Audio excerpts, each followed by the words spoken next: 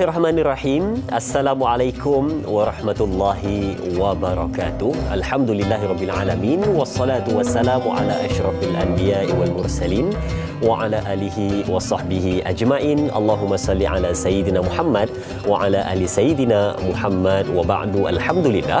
Pertama dan selamanya syukur pada Allah Subhanahu wa taala kerana kita dipertemukan pada pagi yang indah pada hari ini tanggal 16 Februari 2022 bersamaan dengan 14 Rejab 1443 Hijrah pada pagi ini. Mudah-mudahan dalam keadaan ceria, baik-baik saja sambil terus meningkatkan semangat untuk menuntut ilmu pengetahuan dalam Tanyalah Ustaz biar tahu, jangan keliru. Dan seperti biasa, kita bawakan topik-topik perbincangan sesuai dengan tema-tema yang kita bawakan dan digandingkan bersama dengan bintang ilmuwan yang bakal berkongsi pada kita setiap hari untuk topik-topik yang dibawakan. Dan pada hari ini untuk tema fiqh ketidakpastian ataupun disebut sebagai fiqh gharar. Bagaimana kupasan dan perbincangan sebentar lagi akan dikongsikan kepada penonton-penonton semua. Baik.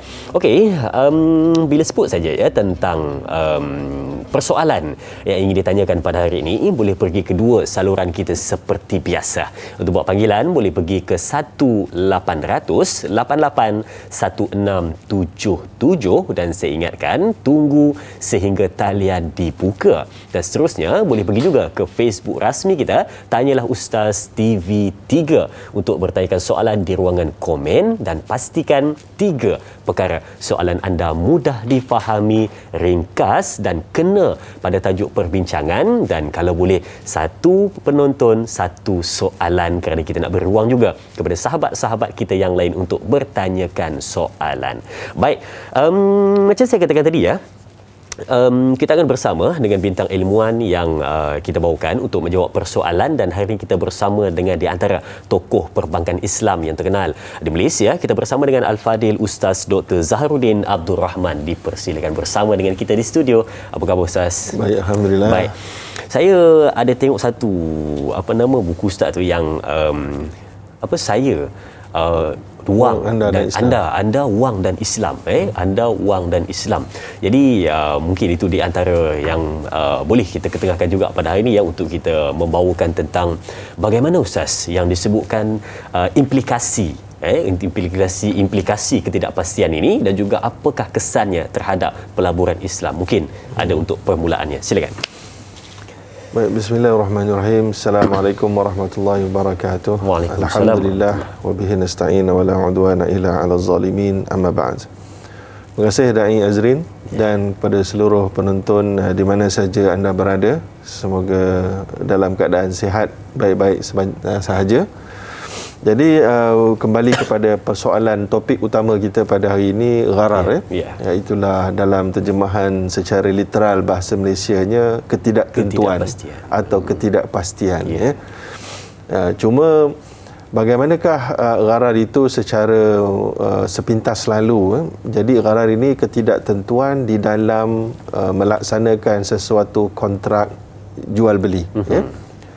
Yang mana ketidakpastian dan ketidaktentuan itu adalah berlaku pada rukun-rukun utama atau syarat-syarat yang boleh menjadikan dan boleh menjadikan jual beli itu tidak jelas, lalu boleh membawa kepada kebatalan akad terbabit, dan juga boleh membawa kepada perseteruan dan pergaduhan. Jadi dalam konteks awalnya larangan tentang gharar ini ada daripada firman Allah dalam surah An-Nisa, yang mana Allah SWT sebut, ya ayyuhallazina amanu la ta'kulu amwalakum bainakum bil batil. Ya wahai orang-orang yang beriman, janganlah kamu makan harta sesama kamu dengan cara yang batil. Lalu para alim ulama telah pun memasukkan gharar itu di dalam salah satu bentuk makan harta sesama kamu dengan cara yang batil. Manakala dalam hadis Nabawi, ada dalam hadis yang diriwayatkan daripada Abu Hurairah daripada dalam Sahih Muslim, yang mana disebut oleh Abu Hurairah, nahan Nabi sallallahu alaihi wasallam an bai'il hasa wa an bai'il gharar. Iaitulah Nabi SAW telah pun melarang daripada jual beli al-hasa, dan juga jual beli yang terkandung dalamnya gharar. So ada dua disebut oleh oleh Abu Hurairah di situ, merujuk kepada apa yang dikatakan oleh Nabi.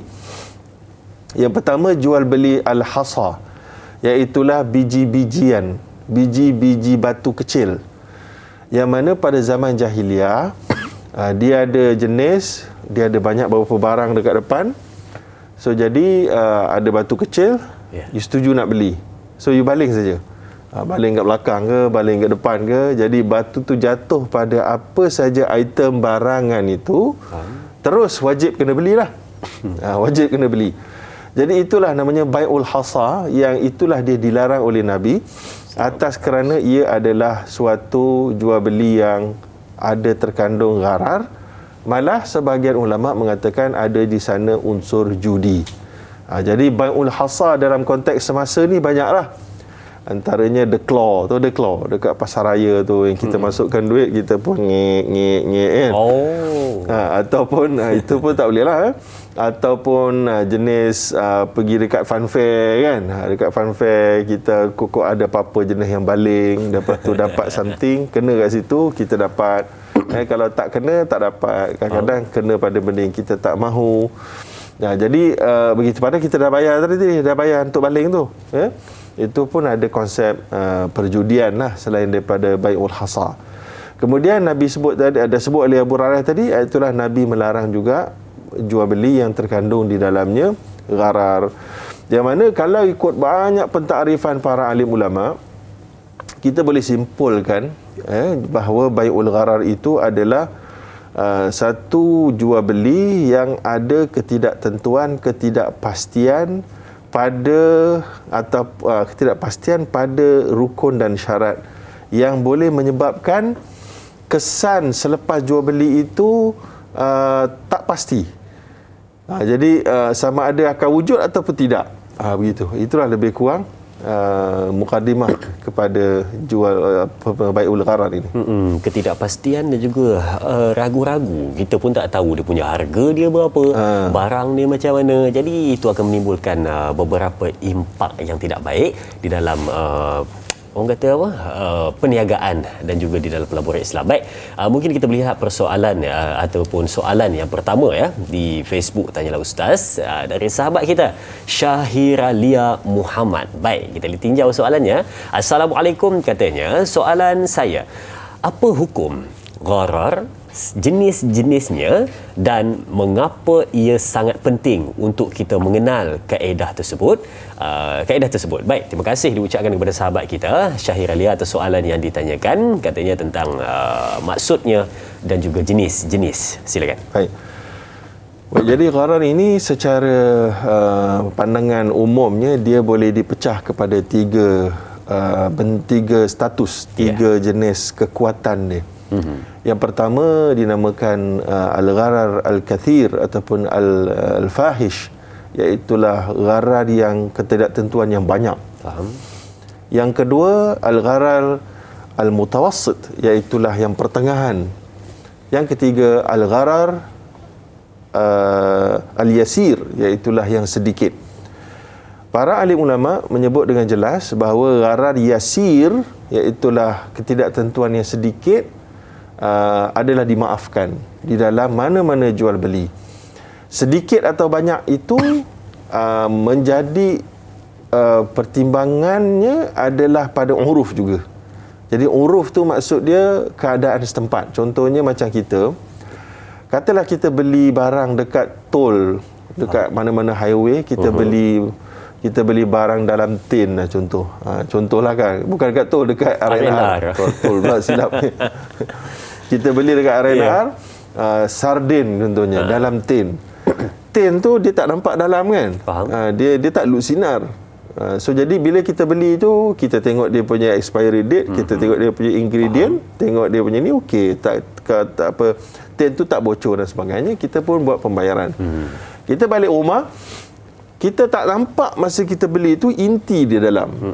So bila kita balik rumah, kita buka, tengok bukan hanya ada sardin, bukan hanya ada ikan sardin, tapi ada tambah lagi ingredient yang lain, cicak contohnya.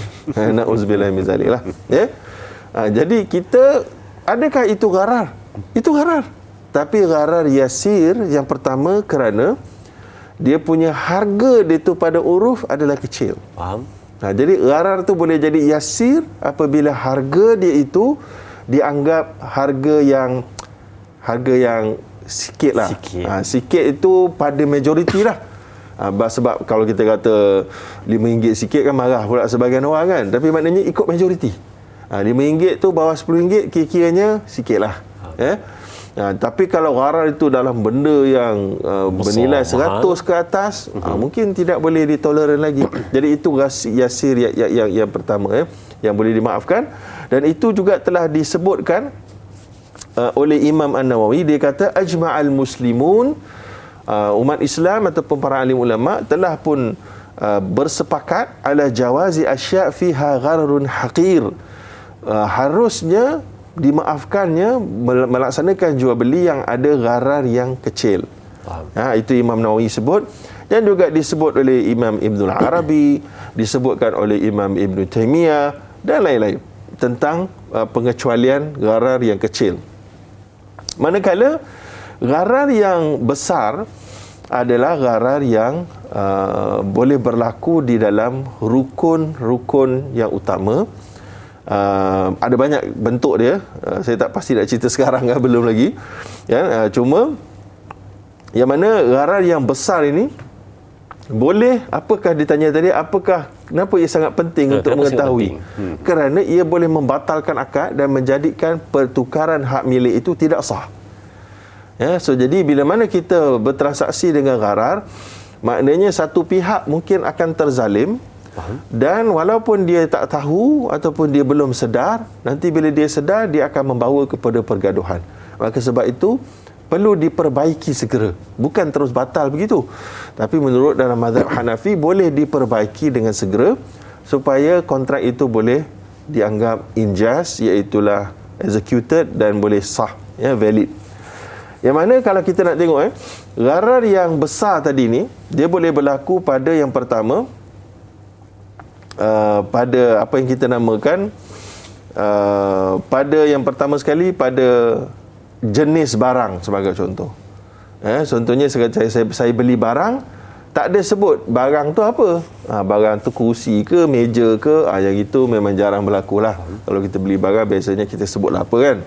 Yang kedua, dah tahu jenis barang, kursi, tapi tak tahu dia punya detail dia. Bentuk warna. Itu pun boleh bawa kepada gharar kerana ia boleh membawa pada perselisihan. So jadi bila kita beli, tahu itu kerusi. Kerusi jenis apa? Kulit ke, fabrik ke, warna bagaimana, Dan kemudian siap dia pun bila, Kemudian yang ketiga, harga dia. Dia harga pun tak tahu. Tak boleh.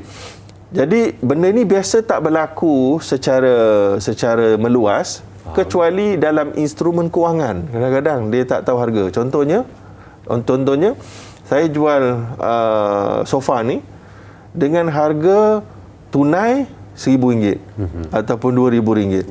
Tapi kalau bayar bertangguh untuk 3 bulan, harga dia setiap minggu sekian-sekian ataupun setiap bulan sekian-sekian, maka total akan jadi RM1,500 ataupun RM2,500.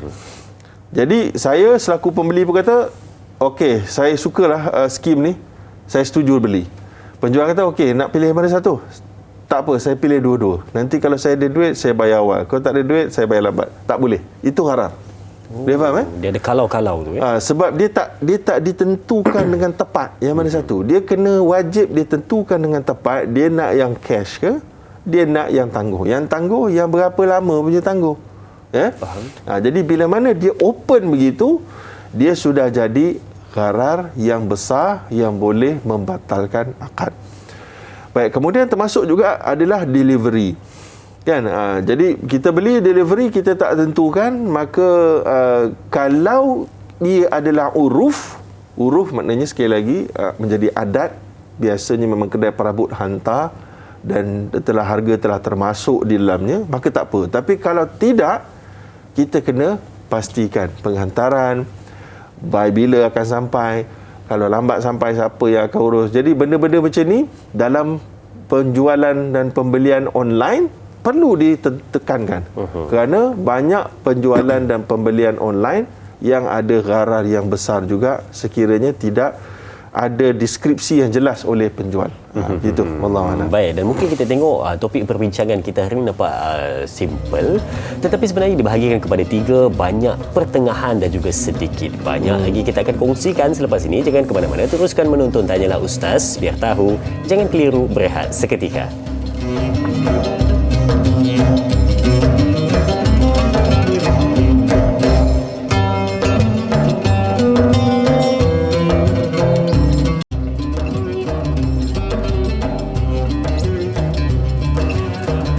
Hari ini siapa yang tak suka untuk membeli belah ataupun berbelanja? Dalam urusan jual beli, tidak ada yang tak minat dan tidak ada yang tidak suka. Memang itu menjadi rutin harian kita boleh jadi ya. Tapi yang menjadi keresahan adalah bila mana kita berjual beli dan juga kita bermuamalat dalam keadaan ada perkara-perkara yang tidak kita hindari dan tidak kita elakkan. Di antaranya 3 yang paling utama iaitu riba. Yang kedua adalah tentang penipuan ataupun disebut sebagai risyah ataupun maisir. Yang mana yang ketiga berkenaan dengan apa yang kita bincangkan pada hari ini iaitu adalah tentang ketidakpastian, ketidaktentuan ataupun disebut sebagai gharar. Baik, okey, yang itu yang kita bincangkan dan tadi Ustaz kongsikan kepada kita berkenaan dengan bagaimana yang dimaksudkan tentang perkataan ketidakpastian tersebut. Tetapi saya nak cuba selitkan satu soalan sebab dia bermain di fikiran anda dan saya cuba pastikan adakah ini juga bermain dalam fikiran anda, adakah kita sama juga memikirkan. Baik. Bila sebut tentang ketidakpastian ataupun ketidaktentuan ataupun gharar ini, memang biasanya di dalam urusan jual beli. Tetapi adakah juga di dalam konsep pembayaran hutang ataupun hutang tersebut ada juga terselitnya ketidakpastian? Contoh macam kita kita berhutang dengan orang, contoh saya berhutang dengan Ustaz RM1,000. Lepas tu saya kata, Ustaz, saya bulan ni saya tak berapa ada sangat, tapi tengoklah Ustaz, dalam tempoh setahun nak bayar ni, kalau ada saya bayar, kalau ada lebih saya bayar lebih, kalau kurang saya bayar kurang lah, tapi saya bayarlah, tapi kalau ada saya bayar, tak ada saya tak bayar. Dia kata. Adakah itu pun termasuk juga ketidakpastian Ustaz dalam akad tersebut? Silakan. Baik, benar, itu juga adalah gharar. Cuma itu adalah gharar yasir. Kerana apa? Bukan yasir itu kecil kerana ia adalah tapi hutang mungkin jadi 1,000, 2,000. Bukan kecil sebab nilainya itu. Tapi ia adalah kerana akad hutang dalam Islam adalah akad rifq. Rifq ataupun maksud dia akad belas ihsan. Jadi akad belas ihsan termasuklah hibah. Contohnya saya cakap pada Da'i Azrin, nanti saya nak bagi hadiah. Apa dia cakap? Azrin kata apa dia? Saya kata nanti ya. Itu kan gharar, tak tahu. Adalah tapi tak ada masalah. Sebab itu adalah gharar yang dimaafkan. Faham? Kerana ia di dalam kontrak, bukan kontrak jual beli. Ia adalah dalam kontrak yang bersifat ihsan. Faham? Pinjaman duit kita bagi ke orang sebenarnya konsep ihsan. Ya? Jadi sebab tu tak ada masalah. Jadi kalau kita pergi konsep yang gharar yang kathir tadi, dia dalam konsep jual beli saja. Contohnya macam tadilah, jual beli kepada satu tempoh, sewa tempoh tak tahu, tak boleh kan. Macam ada, saya ingat masa saya di Jordan dulu, ada pelajar-pelajar Malaysia dia sewa satu apartmen ramai-ramai, tapi dia sangka baik dengan Tok Arab ni. Dia masuk bayar deposit, lepas tu tak ada perjanjian, tak ada hitam putih. So dia pun dapat relax, dia sangka baik gitu kan. Lepas tu timbul beberapa bulan lepas tu sampai pada pengetahuan saya, mereka semua kena halau 24 hours. Faham? Kan? Jadi apa yang mereka nak protect diri mereka? Tak ada kontrak. Tak ada kontrak. So, tak ada kontrak itu menjadikannya gharar juga.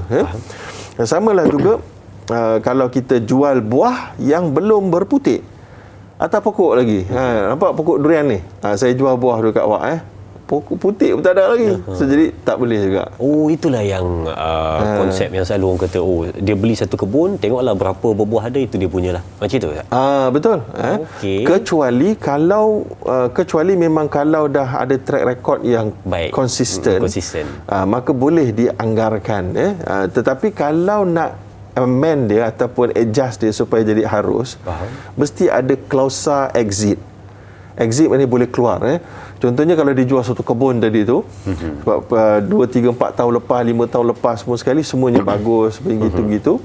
Tapi kalau tahun ini maknanya saya beli dengan sekian-sekian. Tapi kalau tak ada, kita boleh cancel boleh dia kata. Maka ketika itu gharar yang besar jadi kecil. Faham. Nampak gharar yang besar bukan semestinya kekal besar dan membatalkan akad.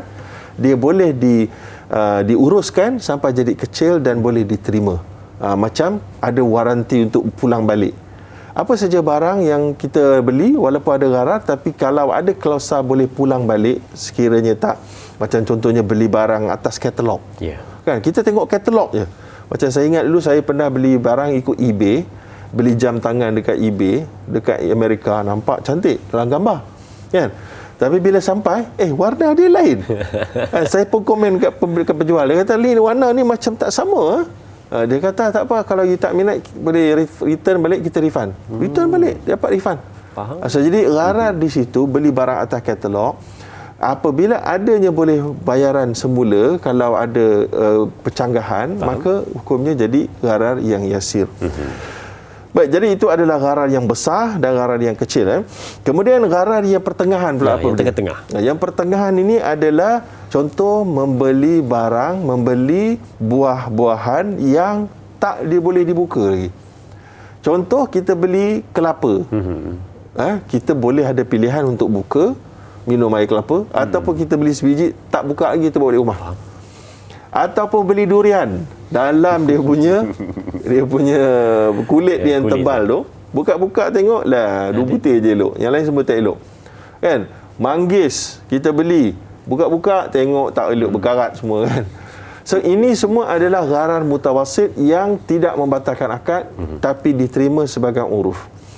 Maka sebab itu kalaulah durian kita boleh beli secara yang dah dibuka, bawa keluar, itu lebih bagus, tapi harga mungkin tambah sikit sebab ada usaha kerja dan ada bekas, kan? Tapi kalau kita beli durian secara longgok dengan timbang, jadi itu ikut uruf. Kalaulah uruf sudah mula tidak lagi menerima sebab kebanyakan adalah rosak, maka perlu ada klausa untuk mengganti. Barulah dia akan jadi kurang di sudut kesan yang merosakkan akad itu. Baik, jadi itu adalah gharar kathir, gharar yasir, yang besar, yang kecil dan pertengahan. Yang pertengahan satu lagi adalah pelaburan, persyarikatan contohnya. Contohnya saya dengan Da'i Azrin, saya cakap, "Azrin, jom kita masuk dalam kita punya partnership, saya nak melabur dalam you punya restoran ke apa untuk tempoh tertentu." So perniagaan kita tak tahu dia akan berjaya atau tidak, dia ada pulangan atau tidak. Tapi yang ini punya jenis sama macam tadi, derma tadi, dia dimaafkan. Dalam bab pelaburan, dia juga terkecuali kerana ia adalah memang tertakluk kepada kejayaan yang sebenar, berniaga tu untung rugi. Kan? Jadi kalau you jamin, dia dah jadi bukan pelaburan, dia dah jadi pinjaman duit. Sebab saya letak 10,000, you janji bagi saya 2% setiap bulan, itu dah kira riba, bukan pelaburan. Kalau pelaburan berapa? Kalau pelaburan banyak, kalau untung banyak, saya dapat 8%, 9%, 10%. Kalau untung tak banyak, saya dapat 1%. Kalau untung tak ada, saya dapat 0%. Itu barulah pelaburan. Maka ketidaktentuan dari sudut berapa return itu memang menjadi keperluan dalam kontrak-kontrak pelaburan. Tapi kontrak yang perlukan tiada ketidaktentuan adalah kontrak jual beli, bukan kontrak pinjaman, bukan kontrak berbelas ihsan, bukan kontrak pelaburan. Itu dia. Wallahualam. Wallahualam. Maknanya jika kita tengok kat dalam hutang pun ada sebenarnya ketidakpastian dan ketidaktentuan ini, dan hati-hati sebab kadang-kadang kita anggap nampak macam biasa, rupanya dia ada di mana-mana. Baik. Betul. Dan kalau kita dapat lihat di Facebook dari sahabat kita Hana Wancik juga bertanya tentang 3 perkataan ini yang saya sebutkan di awal tadi. Baik, katanya, "Assalamualaikum. Soalannya, apakah bezanya antara perkataan antara gharar, riba dan maisir dalam muamalat?" Mohon pencerahan Ustaz. Terima kasih sahabat kita Hana Wanci atas soalan yang ditanyakan. 3 perkataan ini. Silakan. Baik, jadi kalau kita lihat gharar dan maisir ada kaitan, tapi gharar dengan riba mungkin dia bidang yang lain lah. Dia bidang yang lain. Jadi kalau kita nak bezakan apa bezanya motor dengan kucing, gitu kan, susah sikit lah. Apa bezanya? Beza ni kucing binatang, ni motor kenderaan kan. Kalau tanya apa bezanya motor dengan kereta, itu adalah sikit. Dia sama-sama kenderaan. Yang ini kecil, itu besar kan, boleh masuk ramai. Jadi kalau riba gharar, dia ketidaktentuan pada rukun dan syarat utama dalam sesuatu jual beli. Kalau maisir, dia juga adalah ketidaktentuan untuk kita dapat atau tidak, tapi itu juga boleh termasuk dalam gharar. Jadi gharar lebih umum daripada maisir. Gharar lagi besar, maisir lebih khusus. Maisir adalah judi. Judi ni maksud dia yang dengan cara kita mesti beli nak masuk tu. Faham. Kalau nak masuk pertandingan yang tak ada kena beli, tak ada kena bayar, itu bukan judi. Faham. Kan? Contohnya siapa nak masuk pertandingan ni, semua boleh masuk. Tekan je pendaftaran, free of charge. Itu tak judi. Ataupun kita kena bayar tapi kita takkan hilang duit. Contohnya siapa nak masuk kena buat simpanan sebanyak sekian-sekian. Siapa dah buat simpanan dekat sini, nanti kamu punya nombor akan dicabut.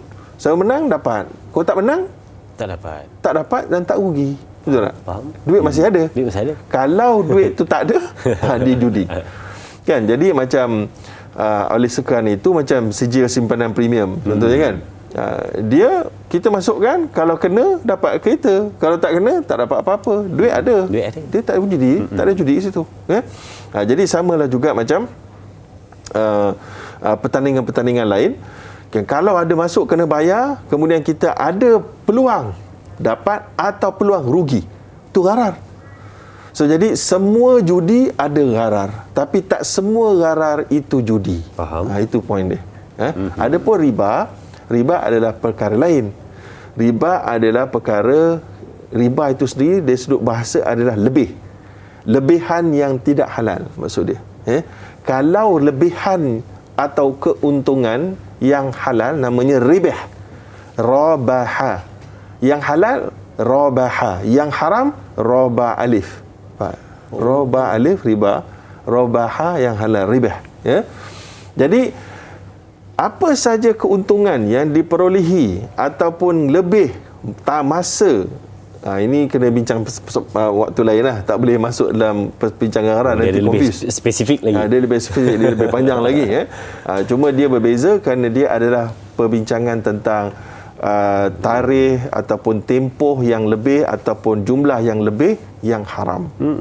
Gharar tak bincang pasal tu. Gharar bincang pada ketidaktentuan pada rukun dan syarat dalam jual beli. Sebenarnya betul, saya menarik untuk kita bincangkan yang ini sebab ialah kita nak membuka minda para penonton keluarga besar Tanya Ustaz yang menyaksikan kita pada hari ini untuk cakna berkenaan dengan urusan jual beli mereka, jangan terlibat dengan ketidaktentuan. Jadi jom kita berehat seketika, kembali selepas ini bersama Tanyalah Ustaz, biar tahu jangan keliru.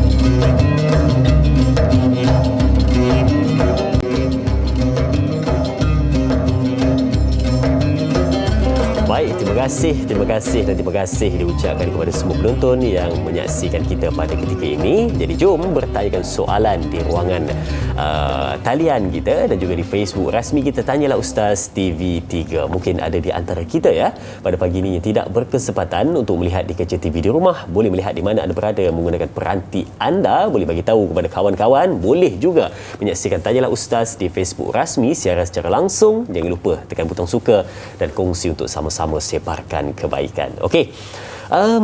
Saya terfikir sesuatu bila cerita saja ya berkenaan dengan ketidaktentuan ni Ustaz dia, saya yakin penonton-penonton juga akan timbul kerisauan yang mana masyarakat kita ya pada hari ini, yang mana kalau nak beli ke, urusan jual beli ke, dia dah timbul satu perasaan yang dia tak kisah dah ada ketidaktentuan ke, ada riba ke, ada apa ke, tak kisah. Dia kata janji aku dapat apa yang aku nak, janji murah senang dapat, sudah. Dia kata oh ini yang patut kita perbetulkan. Sebab itu hari ini timbulnya kita nak bawakan persoalan untuk fiqh jual beli, yang mana fiqh tentang gharar, ketidaktentuan ini, untuk berikan kefahaman kepada penonton semua. Jadi jom kita lihat. Ya, cuma kerana sebab apa yang Da'i Azrin sebut itulah. Masyarakat kita tidak cakna.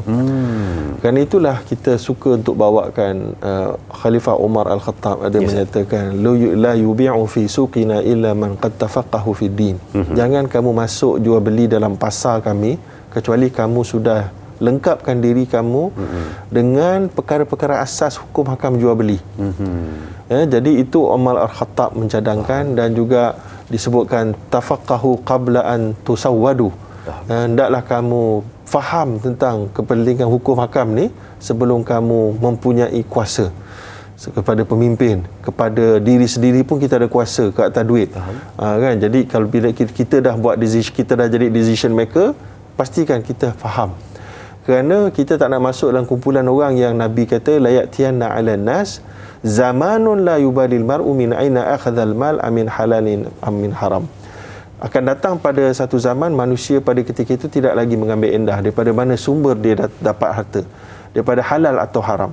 Jadi kita tak mahu, kerana disebutkan bahawa kullu lahmin nabata min suhtin fannaru aula bi. Setiap daging yang terbina daripada yang haram, neraka lebih layak untuknya.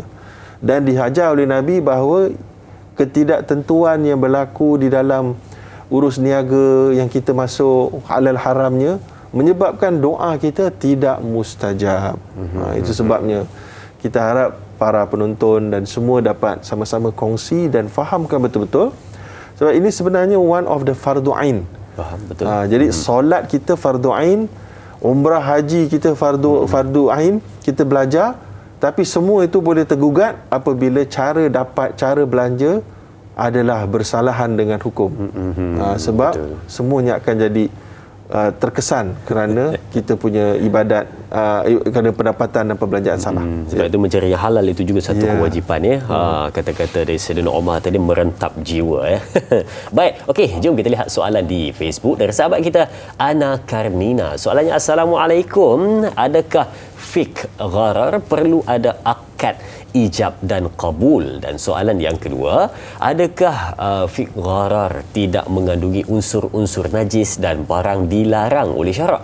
Bagaimana dengan barang-barang yang makruh? Mohon penjelasan Ustaz. Terima kasih sahabat kita Ana Karnina atas soalan yang ditanyakan. Silakan Ustaz. Baik, yang pertama sekali iaitulah benar, untuk mengelakkan berlakunya gharar kita perlukan ada ijab dan qabul. Cuma ijab dan kabul dalam konteks semasa ada sedikit berbeza tentang cara pelaksanaannya. Faham? Kalau dalam mazhab Asy-Syafi'i dia agak rigid, agak strict ya, perlu ada saya jual, saya beli, macam itu kan. Saya sewa, saya menyewakan kan. Maka kalau dalam bab-bab yang benda-benda kecil barulah tak perlu sebut. Barang-barang yang kecil ada RM1, RM2 je, bolehlah angguk pun dah cukup. Itulah mazhab Asy-Syafi'i. Itu namanya salah satu daripada keperluan untuk pastikan taradin yang disebut dalam Al-Quran tu dapat dicapai. Illa antakuna an taradin minkum, tijaratan an taradin minkum, iaitulah penjual beli yang ada keredaan, mutual agreement. Jadi kalau dalam konteks semasa, dia kalau online, dia pasar raya semua secara automatik, sebab dekat pasar raya contohnya barang-barang tu semua ada harga. Kita boleh pergi tengok atas, tengok belakang dia, tengok expiry date, tengok harga dia, kita bawa pergi kaunter, kita letak kaunter, scan, keluar lagi sekali, kita pun keluarkan duit. Itulah di ijab wa qabul. Maknanya ijab dia dah letak harga dekat atas rak. sekali lagi dia tawarkan bila mana dia scan, sebab kadang-kadang harga atas rak tu dah salah, harga scannya lebih betul kan, harga rak tu dah mungkin dah berbeza, ada diskaun ke ataupun dah naik harga ke, barulah kita sedar bila sampai dekat cashier. Sampai kat cashier kita tengok harga, saya tengok tadi harga RM9.90 ni dah RM12.90 ni, kenapa? Tak nak tak apa, kita tolak tepi. Itu dah diijab wa kabul proses dekat kaunter. Sama juga kalau kita dekat pasaraya e-commerce, marketplace, kita pilih banyak tu, kita pun tekan, penghantaran ada sebagainya. Dan sebahagian e-commerce sekarang ni, kalau barang yang sampai tu tak betul, rosak ke apa benda, kita boleh komen kepada platform boleh gantikan, platform boleh bantu untuk mediate, sebagai mediator untuk menyelesaikan masalah. Itu pun sudah menjadikan gharar yasir, kerana adanya platform yang membantu untuk menyelesaikan masalah kedua-dua pihak. Malah kalau penjual tipu, platform tak akan bayar kepada penjual, dia bayar balik duit tu kepada pembeli kan. Jadi begitu kaedah dia. Jadi itu soalan yang pertama. Soalan yang kedua, ada dalam bidang najis sebagainya. Baik, dalam bab ini betul, maknanya apabila kita beli satu barang, patutnya kita tahulah tak ada najis, barang tu suci daripada benda-benda yang haram kan. Contohnya kita makan kat restoran kan. Jadi apabila kita makan dekat restoran, yang paling cantik kalau kita nak pastikan tak ada gharar dari sudut bahan najis ataupun yang haram, adalah restoran tu ada logo halal JAKIM kan. Tetapi sekarang ni kalau kita pergi dekat dekat pasar mall-mall yang besar-besar, kita lihat banyak restoran-restoran yang tak ada logo halal JAKIM pun. Dan majoriti orang yang makan situ orang Islam kan. So jadi dia amalkan apa saya tak tahulah kan. So jadi patut kita kena desak restoran-restoran ni untuk memohon halal JAKIM, supaya kita jadi tak ada gharar bahawa JAKIM sudah pun ambil responsibility untuk buat semakan dapur dia, bahan dia dan sebagainya. Sebab JAKIM punya kelulusan bukan simple tengok satu benda je. Dia tengok kalau you buat menu ni, contoh menu nasi goreng kampung unik contohnya, nama dia kan. So dia akan tengok dia punya resepi. Apa yang unik tu? Unik tu apa? Bahan tu beli dari mana? Okey, kalau garam jenis apa ni sebagai apa, mereka akan tengok jadi satu package. Kalau dekat hotel tu, dia tengok yang ini satu package. Kalau you tukar saja barang-bahan mentah dia tanpa beritahu JAKIM buat audit, you akan kena revoke halal untuk produk tu. Dia faham Faham. So jadi dia dah check dia check, maknanya okey, resepi ni dia punya ni adalah garam yang ini, sos yang ini. Tak boleh senang-senang dia tukar. Faham. Nama produk tu pun nasi goreng kampung unik sangat. Dia tak pun sangat pula. Jadi ada sangat ataupun special ataupun apa benda lagi, dia kena pergi daftar kat JAKIM beli. Nak ubah nama pun sebab dia nak kena tahu. Yang satu yang halal tadi tu yang mana. So jadi ini adalah tugas autoriti yang sangat bagus. Memanglah nampak susah, tapi susah sekali lah. Jadi dia menghilangkan gharar kepada pengguna macam kita nak makan kat restoran tersebut, nak beli barangan tersebut. Jadi sebab itu kita memang tak ada dituntut untuk pergi kilang-kilang syarikat yang buat makanan ni. Tak perlu. Kita perlu bergantung kepada JAKIM tadi. Sama lah juga macam perbankan Islam. Kita kena bergantung kepada penasihat-penasihat syariah itu. Mereka tanggung di dunia dan di akhirat. Macam JAKIM, dia tanggung kat dunia dan di akhirat. Kita fas'alu ahla dzikri in kuntum la ta'lamun. Tanya orang yang tahu, ada akses kalau kamu tak tahu dan tak ada akses. Jadi itu jawapan kepada benda-benda najis sebagainya, makruh dan seumpamanya itu dalam konteks begitu untuk elak ghararnya. Wallahu a'lam. Baik, dan kita teruskan juga bila kita melihat soalan di Facebook dari sahabat kita. Tetapi sebelum kita mengambil soalan di Facebook itu untuk kita jawab, jadi kita beruang untuk kita berehat seketika. Kembali selepas ini bersama Tanyalah Ustaz, biar tahu jangan keliru.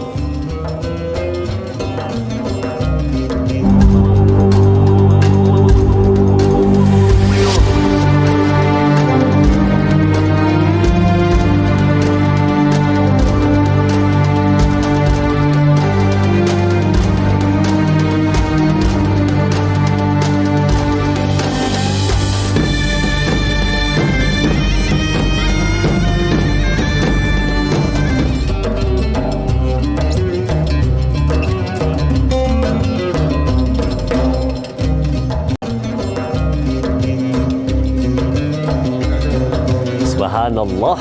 Ya, bertemu kembali. Terima kasih diucapkan kepada keluarga besar Tanyalah Ustaz, biar tahu jangan keliru. Wow. Yang sentiasa bersama dengan kita setiap pagi ya untuk mendapatkan ilmu-ilmu mutiara-mutiara kata daripada bintang-bintang ilmuwan yang kita bawakan. Dan hari ini kita bersama dengan Dr. Zahrudin untuk membawakan perbincangan tentang topik ketidakpastian di dalam urusan jual beli ataupun istilahnya gharar. Baik. Okey, dan kita nak lihat soalan di Facebook dari sahabat kita, Sal Rasid Cici. Kita lihat soalannya. Assalamualaikum. Ada dua soalan. Yang pertama, bagaimana bentuk dan akan berlakunya gharar pada masa kini, kerana kebanyakan urusan jual beli sekarang di atas talian dan hanya memaparkan gambar sahaja. Soalan yang kedua, apakah perkara-perkara gharar yang perlu dijauhi dalam perniagaan? Terima kasih Sal Rasid Cici atas soalan yang ditanyakan. Bagaimana Ustaz? Silakan.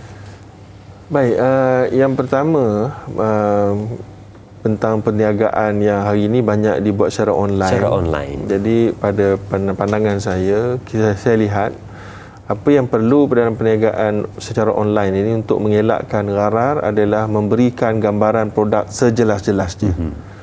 Jadi kalau ada boleh dimuatkan beberapa gambar, masukkan sebanyak boleh gambar.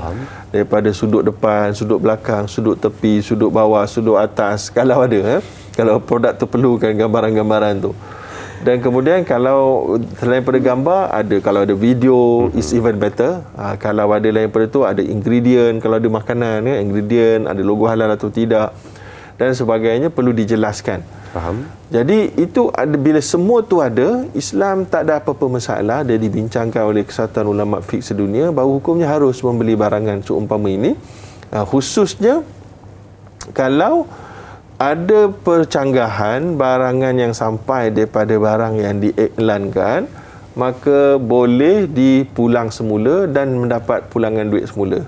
Faham. Jadi bila mana itu semua ada, maka gharar di situ telah pun dianggap gharar yang kecil dan boleh dimaafkan. Ya. Baik, jadi itu adalah soalan pertama tadi. Soalan yang kedua tadi, macam mana kita yang perlu dibuat oleh para peniaga tadi kan dalam perniagaan, yang perlu dijauhi oleh perniagaan. Yang pertama sekali, gharar yang perlu dijauhi adalah pastikan sirah, iaitulah apa nama tu, dia punya akad jual beli itu adalah jelas, yang mana jangan ada terkandung ketidaktentuan sebagaimana saya sebut tadi. Saya beli sofa ini dengan harga dengan mana-mana package, maknanya dengan mana-mana skim. Harga skim 3 bulan ke 6 bulan ke setahun ke, tak apa, mana-mana boleh. Kalau saya ada duit saya bayar 6 bulan, kalau saya tak ada duit saya bayar setahun. Tak boleh macam tu. Jadi pastikan tak ada loose punya akad jual beli sirah tu. Itu yang pertama. Yang kedua, berkenaan dengan barang yang dijual, mestilah jenis, spesifikasi. Kalau ada berat dia diberitahu, saiz dia diberitahu, jenamanya diberitahu. Ya, jadi kalau macam komputer kan, dia akan beritahu dia punya prosesor dia berapa laju, memori dia berapa besar. So jadi sebagai pengguna, kalau kita jahil, payah sikitlah. Kan, jadi dia dah bagi tahu dah 512 GB, dah bagi tahu dah 1 terabyte. Kita tak faham apa-apa butir pun. So, jadi masalah. Kan? Lepas tu, dia beritahu kat situ, okey, dia punya window dengan office beli sendiri. Kita beli buka komputer, kenapa tak ada apa-apa ni? Kena tipu lah, kena tipu. Padahal bukan tipu, kamu tak membaca. So, jadi penjual dah bagi deskripsi yang bagus. Kita tak baca. Yang kita tak baca, yang kita kena beli antivirus sendiri, kita kena beli Microsoft Office sendiri, kita kena beli Windows sendiri, Windows 10 ke apa benda download sendiri. Jadi kita lah kena tahu. Bila kita nak beli satu benda pasal kereta, jangan tahu nak bawa je. Kena tahulah sikit apa dia punya waranti, dia punya servis dia berapa kali cuma. Kan, dia punya kalau sekali servis tu berapa kena bayar, sikit anggaran-anggaran dia. Jadi semua benda-benda ini adalah juga tertakluk kepada pembeli. Jadi jangan salahkan penjual semata-mata dalam bab gharar. Pembeli juga ada banyak ruang kesilapan apabila mereka naif, orang kata kan. Kemudian perlu dielakkan adalah tak ada tempoh, tak ada harga. Harga mesti ada, tempoh pun tak ada contohnya. Tempoh hantar tak ada, tempoh bayar balik berapa bila tak ada. Jadi semua itu mesti dielakkan supaya mengelakkan gharar yang boleh membatalkan akad. Itu saja. Baik, terima kasih Ustaz untuk pencerahan daripada soalan yang ditanya oleh sahabat kita sebentar tadi. Dan Ustaz, mungkin Ustaz dah banyak pengalaman di dalam bidang urusan keuangan, ya, yang mana menjawab persoalan-persoalan dari masyarakat berkenaan dengan jual beli dalam Islam. Dan sekarang Ustaz, kita nak ambil soalan-soalan dari penonton-penonton yang berkenaan dengan situasi yang pernah mereka alami ataupun mungkin kawan, keluarga, tetapi kita bawakan soalan-soalan situasi yang pernah berlaku pada mereka untuk kita jawab bersama dengan Al-Fadhil Ustaz. Baik, jom kita lihat soalan dari sahabat kita Izara Zulaikha. Kita lihat soalannya. Assalamualaikum. Bagaimana hukumnya jika perniagaan sektor restoran mengamalkan konsep makan dulu bayar kemudian? Apakah ini kaedah yang ketidakpastian, bimbang, tersalah kira dalam pembayaran dan terjadinya risiko akan berisiko ketidakjujuran akan berlaku? Terima kasih kepada yang bertanya dan terima kasih juga diucapkan kepada sahabat kita Izara Zulaikha atas soalan yang ditanyakan. Silakan Ustaz, macam mana?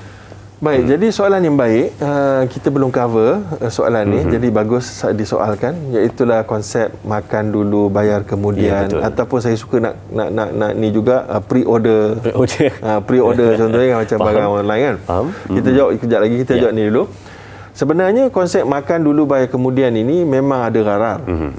Sebagaimana kita tahu tadi ada 3 kategori gharar kan. So jadi kita dah ambil lauk, ambil sayur, ambil ikan, ambil itu, ambil ini, kita pun duduk, dia kata makan dulu nanti kita kira. Kan? So dia dah makan semua, berapa? Masa kita makan tu dia datang tengok, dia ambil, dia bagi bil kan. Ataupun kita akan sebut dekat kaunter kita makan itu ini kan. So jadi ini semuanya masuk dalam gharar yasir. Kerana apa kecil? Kerana kita sendiri patutnya tahu restoran tersebut dia punya range harga dia berapa. Faham. Yang pertama. Yang kedua, kita sendiri boleh bertanya kepada penjual, staff dia, ayam ni berapa ya seketul? Yang ini berapa ya seketul? Kita boleh tanya. Sejadi kita yang tak tanya, dia kata you boleh makan dulu, ambil makan dulu. Tapi kalau kita tak biasa, ni first time, kita tak tanya dulu. Ini berapa harga ni? Berapa harga tampul? Jadi barulah kita tahu. Jadi sebab tu saya beritahu gharar ni, kita pun sebagai pembeli kena faham apa kita patut buat. Kalau kita dah biasa makan, kita dah tahu harga kat sini, you ambil macam ni memang bawah RM10. Tak ada gharar dah. Dah okey dah tu. Kecuali lah kita first time makan dekat satu restoran kat Langkawi contoh, kan?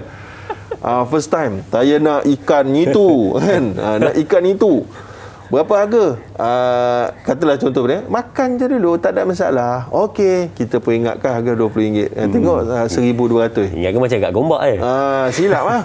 Yang itu silap lah. Yang itu betul gharar fahish atau gharar kathir, tak boleh dimaafkan dan patut penjual dan pembeli sama-sama salah.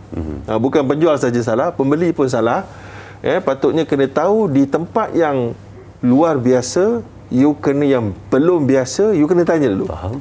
Kan? Sebab contohnya ikan tu pula ikan untuk hiasan dia nak makan. Orang tengok ikan arowana untuk hiasan, dia nak makan ikan arowana contohnya kan. Ikan arowana kan mahal. Kan ikan kan.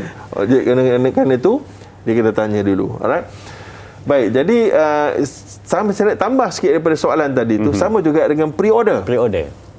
Kan, pre-order ni contohnya ada kawan saya kan, bukanlah kawan saya, saya kenal lah dia. Dia buat apa tau? Dia buat komik. Dia belum buat lagi, dia tak ada duit nak buat komik, maka dia buat sampel je komik tu sikit ya. Dia pun iklankan. Sikit, siapa nak beli? Pre-order lah. Daripada duit pre-order itulah dia gabungkan, dia bayar pelukis, dia bayar ni semua sekali, artis untuk tolong lukis, barulah siap. So maknanya dia sendiri kalau dia nak start daripada zero, dah siap baru nak jual, dia pun takut risiko dia, modal dia mungkin hangus, tak ada orang nak beli. Faham. Kan? Lepas tu dia pun tak ada modal. So maka untuk win-win, maka dia buat sikit 3, 4, 5, 10 pages, dia iklankan pre-order. Barang tak ada lagi. Boleh tak? Boleh. Itu namanya bai'ul istisna. Walaupun ada gharar, betul itu ada gharar. Tapi dengan syarat, kalau dia gagal siapkan, dia kena pulang balik duit-duit tu. Faham. Faham. Sama juga macam ada seorang kawan saya. Minta maaf Ustaz, saya mencelah. Yang Ustaz kata tadi, kalau dia tak dapat siapkan, maka dia kena pulangkan balik. Adakah dia kena bagi tahu dalam detail-detail sewaktu orang nak buat pembayaran tu? Betul. Maka sebab itulah bila orang yang order akan ada nama-nama di detail. So jadi dia sebagai penjual, dia kena tahu detail tu semua kena ada. Bila dia gagal, dia kena contact balik, dia kena refund balik. Sama juga macam kawan saya seorang lagi, dia pernah peniaga hartanah. Dia jual tanah hekar, dia beli tanah hekar, kemudian dia pecah ikut lot. Dia pecah ikut lot. Tapi sebelum pecah lot lagi, dia sudah iklankan. Okey, siapa nak beli tanah lot dekat Linggi, dekat Setiu, dekat ini, boleh. Kan? So, jadi ada orang yang tak faham fiqh muamalah kata, oh yang ini jual beli benda yang tak ada. Nabi kata, la tabi' ma laisa indak. Jangan jual benda yang kamu tak ada. Betul lah. Tapi kena faham, Nabi sendiri membenarkan bai'ul istisna. Faham? Iaitulah jual beli barang yang dalam proses pembuatan. Kita beli kereta pre-order. Ada kereta tu, ada sebahagian besar kereta Proton masa dia jual, belum ada pun. Kita bayar dulu, deposit, booking. Kan? Ada juga kereta yang dah ada on the shelf. Ada kereta yang belum lagi, sebulan, 2 bulan, 3 bulan, 4 bulan. Itu uruf dalam pembuatan. Sama juga hartanah tadi tu, tanah tu ada dah. Tapi belum pecah lot. Nak pecah lot tu, itu juga proses istisna. Sama macam beli rumah yang belum siap lah Ustaz. Betul. Macam kita beli toke-toke duk jual apartmen. Apartmen contoh je ada. Tanah baru lapangan. Ya, ada dalam kaca tu je. Dalam kaca je dia jual. Kita pun berebut-rebut. Tak ada pula kena kutuk kata kan. Tapi masalah itulah dia bai'ul istisna. Faham. Tapi kalau pemaju tak boleh siapkan, dia kena pulang balik duit deposit dan duit booking. Sama juga macam kawan saya tadi, kalaulah orang yang berbeli lot tadi tu, lot tu gagal disiapkan kerana kerajaan negeri tak approve tu contohnya, sebab ada lot yang dalam kuasa bidang tanah ni, bidang kerajaan negeri. So dia kena pulang balik duit, itu saja. Dan dia kena bagi tahu tempoh dia lah Ustaz. Tempoh 1 bulan. Jadi itu namanya bai'ul istisna, yang itu adalah harus hukumnya. Ya, sama juga Nabi pernah buat cincin emas, Nabi bayar Nabi suruh buat dulu. Benda tu tak ada lagi. Tapi Nabi sendiri pun pernah engage dalam bai'ul istisna. Macam kita buat dapur renovation. Dapur belum ada lagi, kita dah kena bayar sikit. Apa yang dijual? Tak ada benda. Ada, dia dah proses lah. Maka atas sebab istihsan, atas sebab ada nas daripada hadis, maka itu telah diharuskan. Sama juga macam jual beli bai'us salam. Beli padi, kita blok semua. Jagung ni, kita beli 5 tan. Kita bayar dulu cash. Barang tak ada lagi. Belum pergi seed lagi. Tapi harus hukum je. Walaupun dia belum tanam lagi, kita dah booking seluruh 8 ekar ni, tanam musangking aku punya. Kan? Itu namanya bai'us salam. Bai'us salam.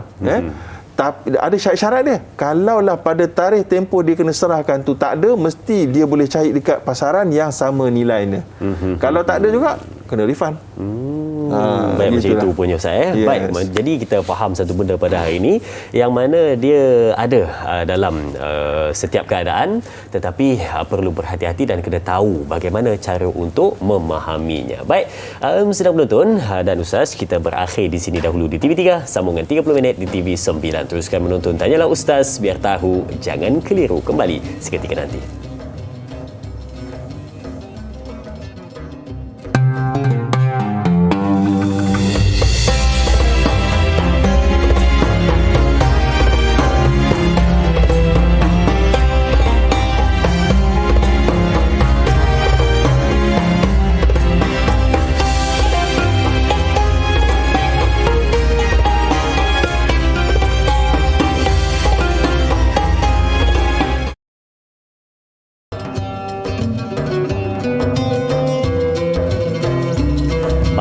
kasih kepada semua penonton yang terus bersama dengan kita untuk meneruskan perbincangan. Jom kembali duduk di meja perbincangan untuk kita ambil soalan-soalan dari penonton-penonton, dan yang paling penting, jom kita dapatkan bagi sefaham mungkin ya, sepadat mungkin bagi kita betul-betul faham berkenaan dengan gharar ini, ketidakpastian, ketidaktentuan di dalam urusan jual beli, yang mana ada 3. Yang pertama yang besar, yang kedua yang pertengahan, dan yang ketiga yang kecil. Baik ya, itu bahagian-bahagian dan jenis-jenisnya. Baik. Dan kita nak ambil soalan di Facebook dari sahabat kita Puan Mazni Hassan. Jom kita lihat soalannya. Assalamualaikum, katanya, jika berjual beli binatang ya, binatang ternak sebagai contoh lembu, akad asal pembelian lembu betina itu adalah tidak bunting, tetapi berlaku sedikit kelewatan penghantaran lembu tersebut yang menyebabkan lembu itu bunting. Adakah jual beli berkenaan dikira ada unsur-unsur ketidakpastian ataupun gharar? Terima kasih diucapkan kepada Puan Mazni Hassan atas soalan yang ditanyakan. Bagaimana Ustaz? Baik, persoalan tentang jual beli lembu yang ada kandungannya ni. Yeah. Sebenarnya dia adalah kelebihan lah pada pembeli, kan?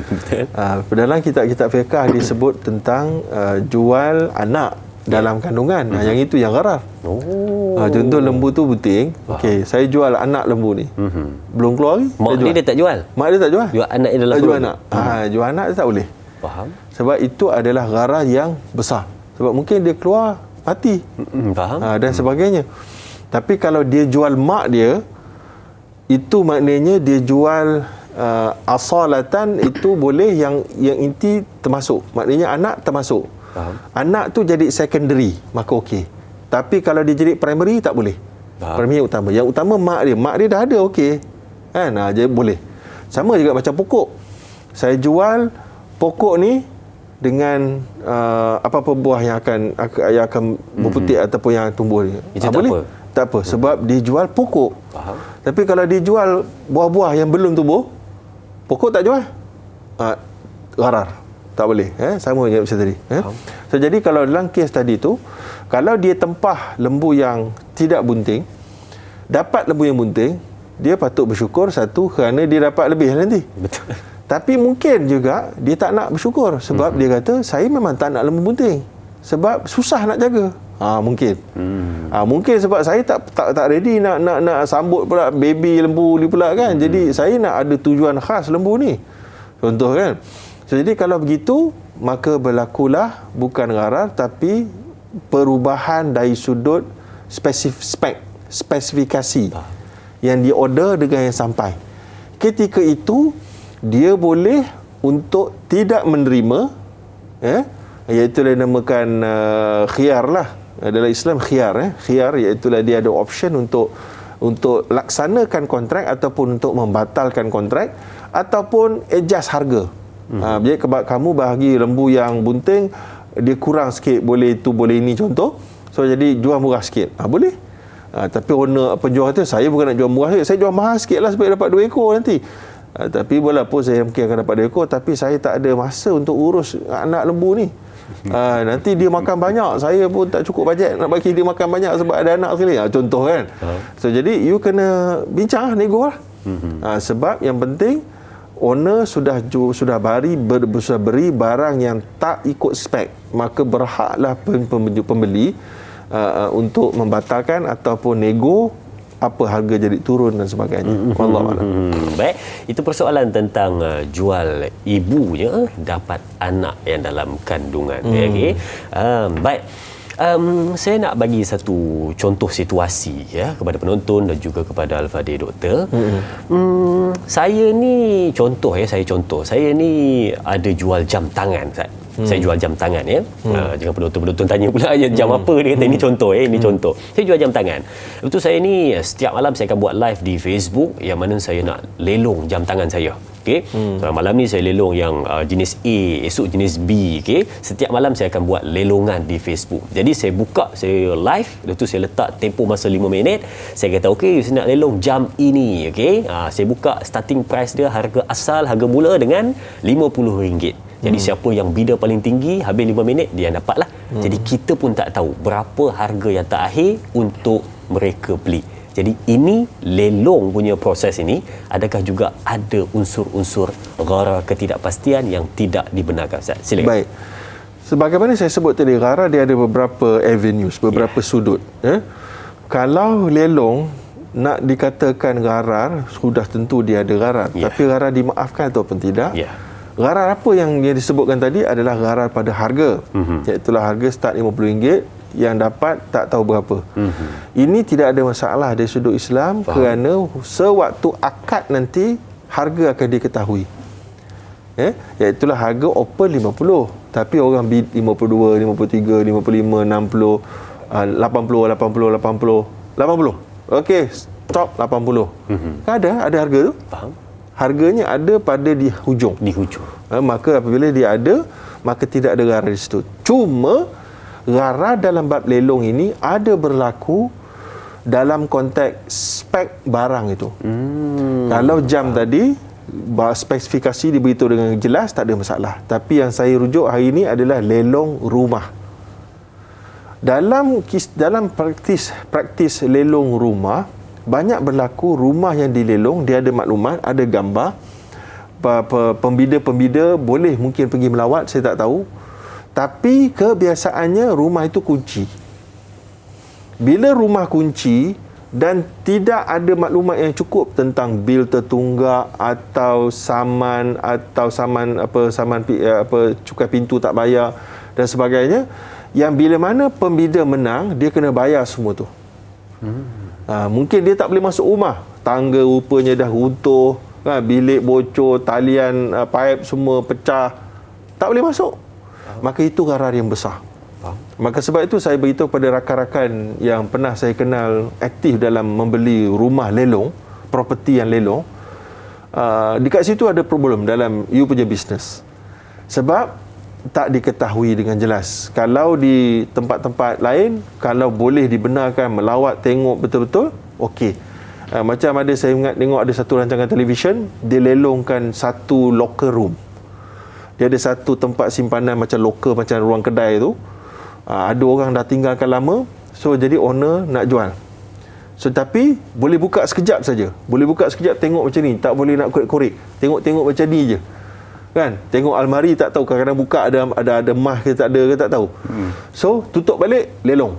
Siapa yang menang, dia pun lepas tu pergi duk cari ada tak benda berharga. Itu semuanya tak boleh. Itu semua lelong yang penuh dengan gharar. So, jadi untuk mengelakkan gharar dalam lelong, mesti didedahkan apa kelebihan, kekurangan rumah atau barang yang dijual. Kalau barang itu second hand lah. Kalau kereta contohnya, kita lelong. Siapa nak beli kereta ni? Tapi aib dia tak beritahu. Kan kereta tu dah tanggal tayar je, gearbox dia dah rosak, tak beritahu. Dia kata kereta ni harga kita start dengan RM500. Siapa nak? Berebut orang nak. Dapat rosak apa, jadi negatif jadinya. Itu tak boleh. Wallahualam. Wallahualam. Itu jawapan tentang lelong sebentar tadi ya. Jadi banyak lagi kita nak kongsikan kepada anda semua sedang menonton. Jadi jangan ke mana-mana. Kembali selepas ini bersama Tanyalah Ustaz, biar tahu jangan keliru.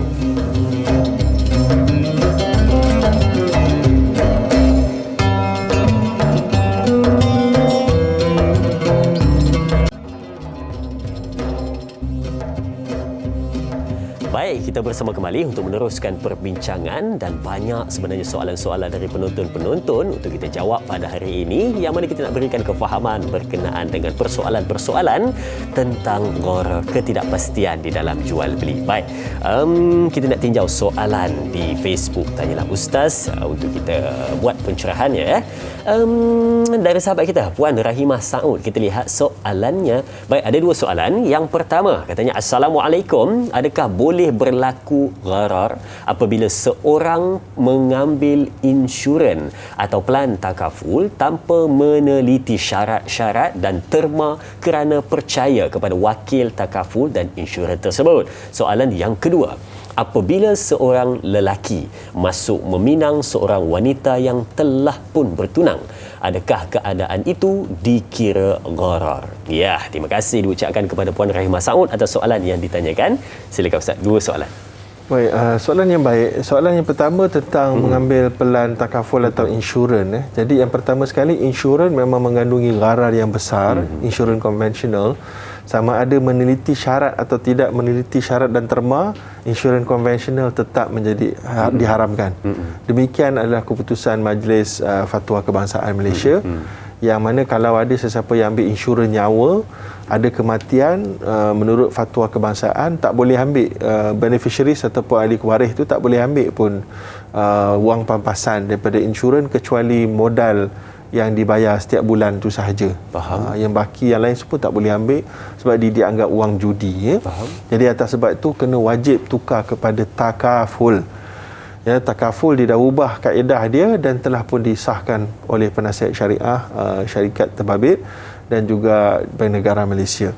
Baik, jadi itu adalah yang pertama. Yang jawapan untuk yang pertama juga, kalau kita ambil takaful pula tapi kita tak tengok kepada syarat dan terma dia sebagainya kerana percaya kepada wakil takaful.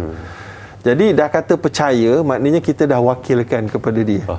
Jadi ketika itu kita tak boleh nak menyalahkan dia lah sebab kita dah wakilkan kepada dia sebab percaya. Kadang-kadang Ustaz, dia bukan percaya tu nombor 2, nombor 1 tu dia malas, tak larat nak baca. Jadi kalau malas, kalau malas maknanya kita menanggung ke atas tanggung sendirilah. Faham. Jadi kita tak boleh nak menyalahkan orang atas benda yang sudah termaktub dan kita yang tidak membaca. Sebab dalam kontrak ni mutaaqidain, dia akan anggap bahawa kedua-dua pihak waras. Bila saya waras, anda pun waras. Anda boleh membaca, saya pun boleh membaca. Saya anggap anda sudah membaca. Faham. Tapi kalau kita jual pada orang yang lembam ataupun orang yang ada masalah mental, kita tak boleh macam tu. Kita kena jelas pada penjaga dia ataupun pada dia dengan lebih lagi. Ya, tetapi ada juga terma-terma tertentu yang mungkin agak tinggi kerana dia mungkin khas untuk kewangan. Yang itu pun ejen insurans, ejen takaful perlu terangkan. Tak boleh didiamkan lah. Sama juga macam kewangan Islam pun sama juga, wakil-wakil pekerja di perbankan Islam tu kena terangkan event of default tu apa benda kan. Jadi lain-lain istilah-istilah khas yang orang biasa tak tahu. Jadi untuk perkara macam ni, saya nasihatkan semua para penonton, khususnya yang nak belajar lebih lagi pasal gharar, takaful, insurans ni dan apa-apa yang haram halal dari sudut perniagaan dan juga ni, boleh masuk dalam kursus 12.5 jam. Lama tu. Lama je. Dengan harga yang sangat berpatutan dekat dalam platform online mycourse.my. Jadi ada my, course tu ada bahasa Inggeris pada kursus, mycourse.my. Boleh cari kat situ fiqh, muamalat dan hukum dan isu semasa. Jadi kat situ saya dah huraikan dengan jelas, boleh ulang-ulang supaya tuan-tuan dapat panduan dalam kehidupan, khususnya kita dah dekat dengan Ramadan. InsyaAllah kita nak masuk Ramadan bersih dalam transaksi kita. Soalan yang kedua menarik juga. Iaitulah seorang lelaki masuk meminang seorang wanita yang bertunang, adakah dikira gharar? Baik, jadi memang betul gharar ni banyak orang cerita dalam muamalat maliyah, iaitulah hukum hakam jual beli, tetapi memang boleh berlaku di dalam banyak lagi perkara. Cuma saya tak naklah fokus kepada itu, iaitulah gharar dalam pentadbiran, gharar dalam politik, gharar dalam perkahwinan. Banyak sangat boleh gharar berlaku. Maka kalau kat sini, poin dia dekat sini, orang lelaki tu dia tak tahu wanita tu sudah bertunang. Kalau dia meminang, boleh. Sebab dia tak tahu. Ya, sebabnya dalam satu hadis yang sahih riwayat Imam Muslim, ada Nabi SAW ada menyatakan la yabi'ar rajul ala bai'i akhihi. Tidak boleh seorang lelaki membeli di atas belian seorang lelaki lain ataupun wanita. Jadi contohnya saya kat kedai, Dai Azrin dah beli dah itu, tengah pegang itu. Okey, saya mau beli yang itu. Itu dia nak beli, tapi saya beli dengan harga tambah sikit. Tak boleh. Walaupun saya tambah harga.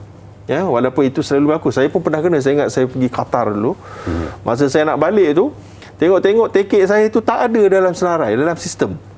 Padahal tiket tu sebelum tu ada dalam sistem, tapi dah sampai airport tak ada dalam sistem. Dah beli, dah bayar. Dah check in. Dah check in, dia tengok tak ada nama saya. Rupanya ada tok Arab lain sudah beli, dia sudah bayar lebih, dia ambil tempat saya pun tersadai dekat airport Qatar. Ada refund ke tak ada? Tak ada refund. Kena tipu dengan Pak Arab.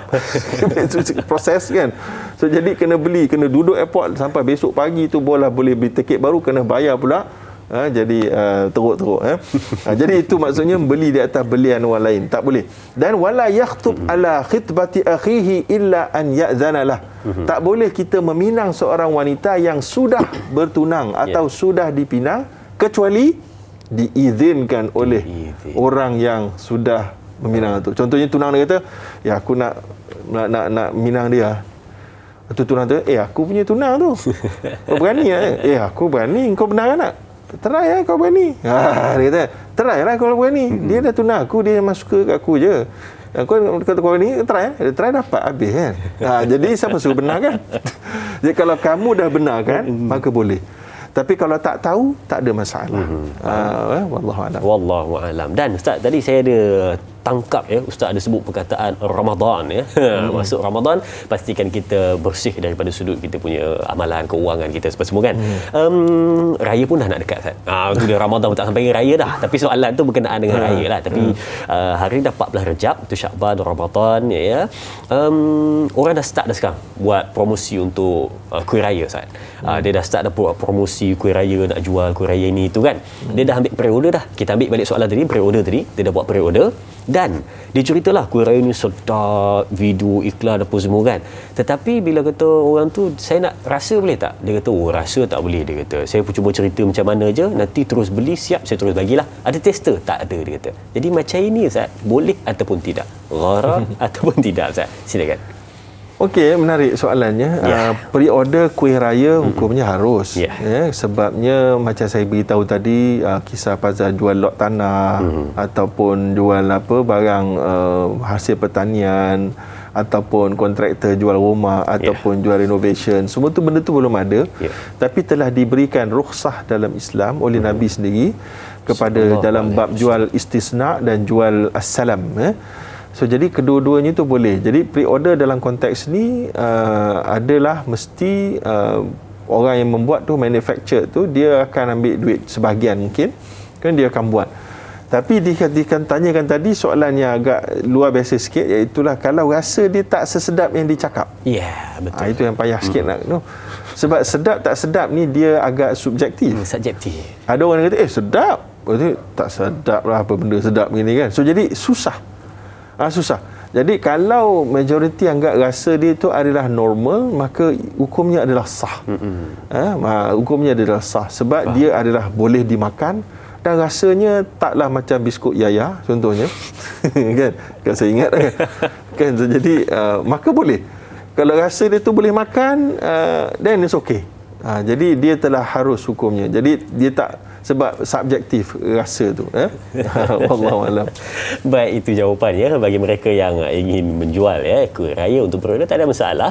Okey, pastikan dia berkualiti dan sedap Baik. Okey, kita pergi pada soalan Intan Zurin Abdul Razak. Katanya, Assalamualaikum. Saya ingin bertanya tentang simpanan perbankan yang mengadakan cabutan bertuah setiap bulan. Wujudkah unsur gharar di situ, memandangkan pelanggan akan membeli sijil dan menyimpan dengan hasrat memperolehi habuan lain yang belum pasti dimiliki? Terima kasih Intan Zurin Abdul Razak atas soalan yang ditanyakan oleh Ustaz. Silakan. Baik, yang ini telah saya jawab tadi. Sebab kita cabutan bertuah itu adalah hadiah. Saya dah beritahu konsep dia, gharar dalam hadiah tak ada masalah sebab kita yang bakal menerima hadiah ataupun tak menerima hadiah ni tak rugi apa-apa.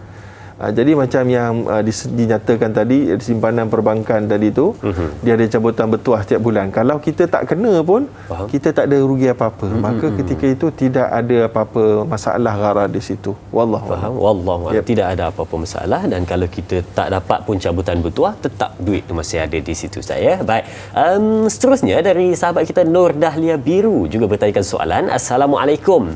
Adakah gharar boleh berlaku dalam jual beli kereta terpakai sesuai, seperti pembeli tidak diberitahu tentang keadaan sebenar kenderaan tersebut. Sekiranya sudah di dalam perjanjian, apakah pembeli kereta tidak boleh untuk membatalkan kontrak tersebut? Terima kasih. Dan terima kasih sahabat kita Nur Dahlia Biru atas soalan yang ditanyakan tentang batal kontrak. Baik. Jadi benar, kalau kita, sebab Nabi ada sebut tidak halal bagi seorang Muslim untuk menjual sesuatu barang yang fihi aibun illa ayyubayyinah. Mestilah dia, kalau ada aib, dia mesti terangkan. Faham? Kecuali dia tak tahu tentang aib itu. Contoh kereta kan dia ada banyak bahagian, kita pun tak tahu bawah-bawah dia tu masa kita jual, maka hukumnya tak ada dosa lah kat atas kita. Tapi kalau kita jual, tiba-tiba orang tu pergi bawa, dia dijumpa, maka kita boleh nego lah untuk bagi diskaun ke, untuk pulangkan sikit duit ke, itu boleh dibincang. Tetapi kalau kita menyorokkan dan kita tak mau bincang, kita jual barang kereta terpakai, kemudian ada aib, kita tak beritahu, maka hukumnya haram. Bukan gharar kat situ, gharar lah, tapi maknanya menyorokkan maklumat itu adalah tidak dibenarkan dalam Islam, dan ia menyebabkan keuntungan yang kita terima itu bermasalah, dan sepatutnya pembeli berhak untuk dapat sedikit refund ataupun boleh membatalkan kontrak, gitu. Baik. Tentang pembatalan. Dan kalau dalam konteks Malaysia, patutnya bolehlah dibawa ke tuntutan tribunal ke, wallahu alam. Sebab memang ada unsur penipuan. Kalau buat mahkamah dia susah, dia pergi kat dia, kalau jumlah yang tak terlalu besar, tuntutan tribunal boleh ikut, wallahu alam. Saya pun tak pasti sangat. Baik, okey. Dan seterusnya, kita ada soalan dari sahabat kita Al-Shal. Assalamualaikum di Facebook ya. Assalamualaikum. Apakah kesan dan keburukan gharar dalam jual beli? Mohon pencerahan Ustaz. Terima kasih sahabat kita atas soalan yang ditanyakan. Ya, silakan Ustaz. Ini di hujung-hujung Ustaz. Silakan. Okey, so jadi kita dah sebutkan tadi, kesan dan keburukan gharar apabila kita membuat sesuatu transaksi yang Nabi larang, maka ia bermaksud adalah suatu dosa. Selain daripada ia dosa, kesan yang kedua adalah pertukaran jual beli itu tidak sah. Maka itu akan menjadikan kita menggunakan keuntungan ataupun menggunakan barangan yang tidak kita memiliki secara patuh syariah. Maka ia akan memberi kesan kepada ibadat kita, sebagaimana Nabi pernah menyatakan seorang lelaki yang yutilu safar wa sya'ruhu ash'ath aghbar yamuddu yadayhi ila as-sama' faqala ya rab wa mat'amuhu haram wa mashrabuhu haram wa ghudhiya wa malbasuhu haram wa ghudhiya bil haram fa ana yustajabu lidzalik. Nabi ceritakan seorang lelaki yang bermusafir jauh, rambutnya kusut masai, atas padang pasir berdebu, diangkat dua tangannya berdoa, sedangkan makanannya haram, pakaiannya haram, minumannya haram, dibesarkan dengan duit haram, maka bagaimana mungkin doanya akan dimakbulkan? Maka ini bermaksud ibadat orang yang terlibat dalam gharar tanpa mengendahkan akan terganggu. Ibadah solatnya terganggu, ibadah puasanya terganggu, ibadah haji umrahnya terganggu, doanya tidak dimakbulkan atau lambat dimakbulkan. Jadi ini adalah kesan-kesan yang secara spiritual. Kesan secara fizikal, dia boleh menyebabkan hilang kepercayaan orang pembeli dan juga merosakkan reputasi kita sebagai penjual yang beramanah. Wallahu a'lam. Ya. Baik, terima kasih Ustaz untuk pencerahan itu. Dan mungkin di penghujung ni Ustaz, Ustaz dah berkecimpung lama dalam bidang perbankan Islam ni. Ustaz dah jumpa dengan pelbagai jenis masalah dan juga macam-macam jenis manusia yang ada masalah dalam keuangan ini. Dan mungkin Ustaz ada satu pesanan untuk penonton tentang buatlah yang terbaik di dalam urusan jual beli. Silakan Ustaz, ringkas. Baik, pesanan saya yang terakhir untuk sesi kali ini adalah Nabi SAW sebut, ya ma'syarat tujar inna tujar yub'athuna yawmal qiyamah fujaran illa man ittaqa wa bar. Nabi pernah berpesan kepada semua para peniaga bahawa ramai peniaga yang akan dibangkitkan di padang mahsyar sebagai orang-orang yang jahat, yang dia akan diazab, ya. So jadi bila kita menjual, kita harap kita menjadi orang yang terbaik. Rahimallahu imra'an samhan idza ba'a wa idza iqtada wa idza ishtara. Ya, Allah SWT merahmati orang-orang yang berjual beli, dia merciful, dia belas ihsan dalam meletakkan harga, dalam menuntut utang, dan juga apabila dia membeli. Beli kita tak minta diskaun sampai 100%, ya. Bila kita jual kita tak minta untung sampai 1000%, ya. Dan juga, kalau kita ada orang berhutang, kita tidaklah akan ugut dia, hantar bonza, gangster dan sebagainya. Wallahu alam, semoga kita semua diberkati dan muamalat kita semua tidak mengganggu kita dalam beribadat dan urusan kita di akhirat. Wallahu alam. Wallahu a'lam. Dan terima kasih diucapkan kepada Ustaz untuk pencerahan. Doa ringkas Ustaz, silakan. Bismillahirrahmanirrahim. Alhamdulillahirabbil alamin hamdan syakiran hamdan hamidan hamdan yuafi ni'amahu wa kafi mazidah ya rabbana lakal hamdu kama yanbaghi li jalali wajhikal karim wa 'azimi sultanik. Amin. Allahumma akfina bi halalika an haramik. Allahumma aghnina bi fadlika amman siwak. Rabbana atina fid dunya hasanah wa fil akhirati hasanah wa qina adzaban nar. Wa sallallahu ala sayyidina Muhammad wa ala alihi washabihi ajma'in. Walhamdulillahirabbil alamin. Amin amin ya rabbal alamin. Terima kasih diucapkan kepada Al-Fadhil Ustaz dan terima kasih diucapkan kepada semua penonton. Jangan lupa esok bersama dengan moderator Dai Anas dengan bintang ilmuwan Ustaz Muhadir Haji Jul dengan topik perbincangan kisah 25 Rasul dan Nabi, iaitu tentang Nabi Zulkifli alaihi salam. Jom kita tutup perbincangan kita dengan tasbih kafarah dan suratul As. Subhanakallahumma wa bihamdika asyhadu an la ilaha illa anta wa astaghfiruka wa atubu ilaik. Bismillahirrahmanirrahim. Wal asri innal insana lafi khusr illa allazina amanu wa amilus solihat wa tawassaw bil haqq wa tawassaw bil sabr. Terima kasih. Teruskan menonton Tanyalah Ustaz biar tahu, jangan keliru. Sekian, assalamualaikum warahmatullahi wabarakatuh.